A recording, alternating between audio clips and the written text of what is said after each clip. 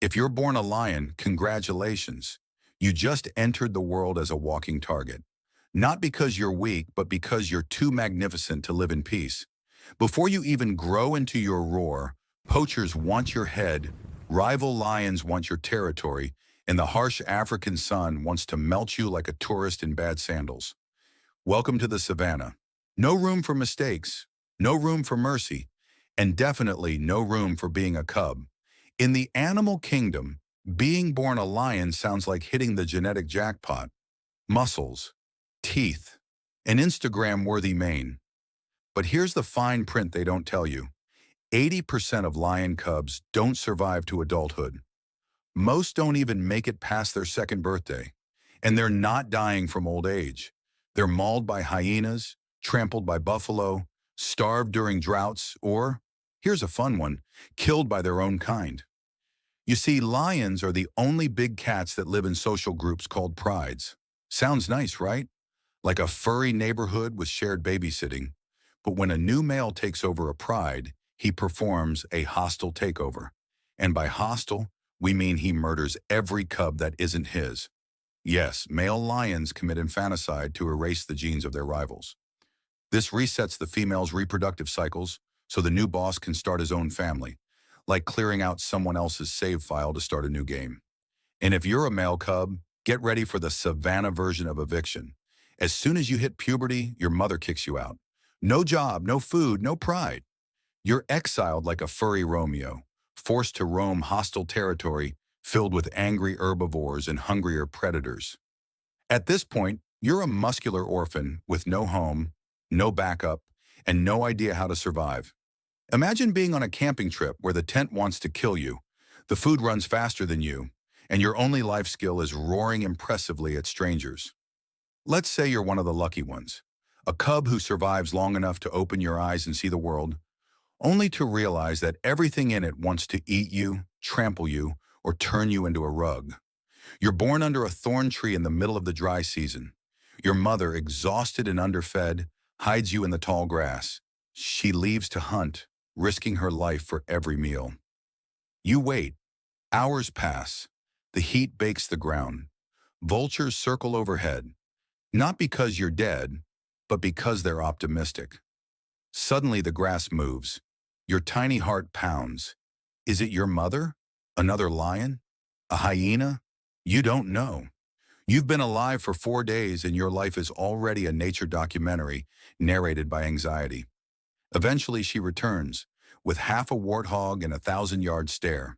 She licks your face. You survive another night. This is your childhood. Hiding, waiting, starving, running. There are no lullabies in the wild, only growls, thunder, and the soft click of poacher traps buried under the grass.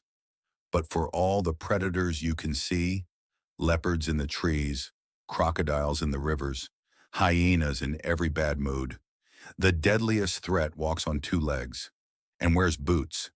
Poachers don't care that you're just a cub.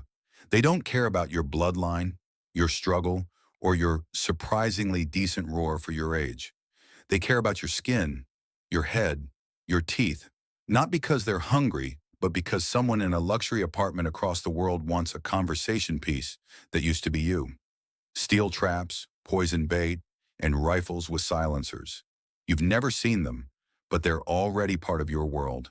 Invisible dangers in the tall grass. One night, while your mother is away, it happens. A click, a snap, then silence. When she returns, limping and wounded, you can't know what she's seen, but she's breathing fast, her eyes darting like prey. She doesn't rest, she doesn't eat, and 3 days later, she's gone. No roar, no goodbye, just one more ghost on the savannah. Days pass, you grow weaker. Hunger makes the world blur at the edges. You try to follow smells, anything that reminds you of food, or your mother, or whatever safety used to feel like. And that's when you wander too far, past the termite mounds, past the hollow tree, into a part of the savannah you've never seen before. You collapse in the shade of a rock, too tired to care what finds you first. That's when you hear it.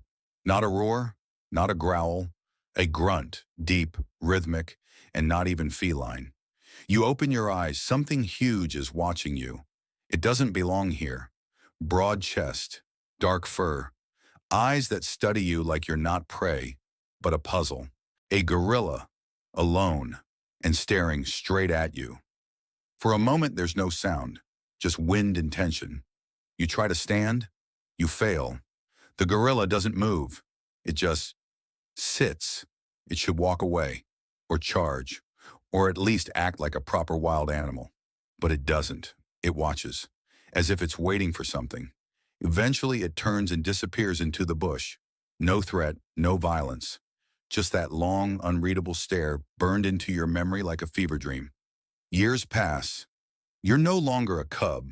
You've survived droughts, snake bites, and a fight with another rogue male that left a scar over your right eye. You don't belong anywhere. You're not part of a pride. You're not young enough to be cute or old enough to be respected. You're just out there. One day, while limping near the edge of a forest you don't remember entering, it happens again. A grunt.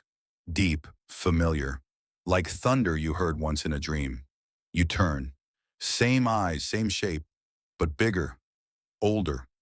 The gorilla isn't alone this time. Three others stand behind him like quiet sentinels. You brace yourself, ready for aggression. But again, nothing. No fear, no threat. He walks up slowly and stops. Then, with one massive hand, he reaches out, not toward you, but toward the steel trap wrapped around your paw. You didn't even notice it had cut that deep. You've been too used to pain. The gorilla studies it, tilts his head, then makes a low sound, not quite a growl, not quite a sigh. Something concerned. And just like before, he doesn't run. He stays. He watches. And in those silent moments, you feel something rare. Not dominance, not fear, just recognition. Hidden in the bushes, a pair of binoculars lowers slowly. Jason Crawford, head ranger, doesn't speak for several seconds. And when he finally does, it's the kind of whisper people use in churches. Did that gorilla just try to help a lion? Next to him, Amara, the reserve's veterinarian, keeps filming. Her hands are shaking, either from excitement or disbelief. Probably both. They're not fighting. They're communicating, she murmurs. Jason nods slowly. He spent 20 years watching animals kill each other for territory, food, or fun. But this is a TED Talk without subtitles. And they're not alone in noticing. A few miles away through a cracked windshield, another pair of binoculars follows the same scene. Only this time, the look is different, colder, calculated. The poachers are watching too. And to them, the lion isn't a miracle. He's a product, a rare predator with a cinematic backstory and a face already going viral in wildlife forums. We get that scar on camera, one of them mutters, and we name our price. The scene is peaceful, but peace in the wild is always temporary.